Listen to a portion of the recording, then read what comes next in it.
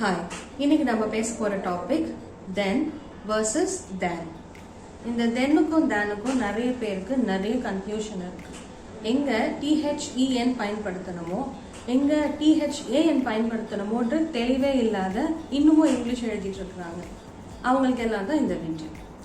THEN அதுக்கான அர்த்தம் என்னன்னா பிறகு, அப்புறம் நடந்தது என்னன்னா அப்படின்னு நீங்க ஒரு கதையோ கட்டுரையோ எழுதும்போது ஒரு சீக்வன்ஸா முதல்ல இது நடந்தது, அப்புறம் இது நடந்தது, அதற்கு பிறகு அப்படின்னு நீங்க ஒரு கதையை கண்டினியூட்டி மாறாம சொல்றதுக்காக பயன்படுத்துறது தான் பிறகு.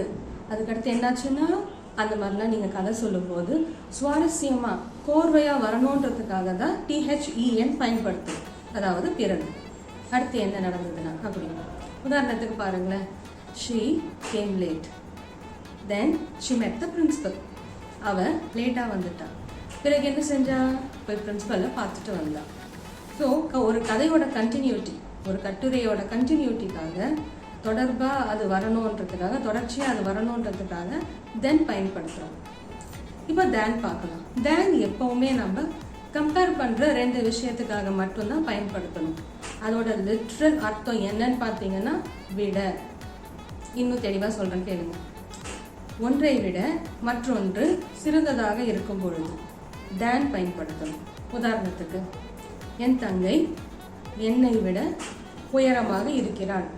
என்னை விட, அப்போ அந்த இடத்துல என்ன நடக்குது? கம்பேரிசன் நடக்குது. உயரத்தோட நீங்க அக்காவாவே இருந்தாலும் உங்க தங்கை உங்களை விட உயரமா இருக்கிறாங்க. இப்போ இதை இங்கிலீஷ்ல எப்படி சொல்லுவோம்? My younger sister is taller than me. Than, THAN வரும்பொழுது than, a sound. Than, a. அதே பிறகுன்னா then, then, இந்த சவுண்ட் வரும். ஸோ கம்பேர் பண்ணும்போது கம்பேர், தேர், இந்த ரெண்டு சவுண்டை கனெக்ட் பண்ணிக்கோங்க. கம்பேர் பண்ணும்போது தேன் பயன்படுத்துங்க. பிறகுன்னு சொல்லும் பொழுது தென் பயன்படுத்துங்க.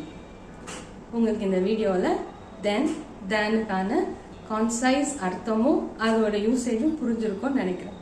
தேங்க்யூ.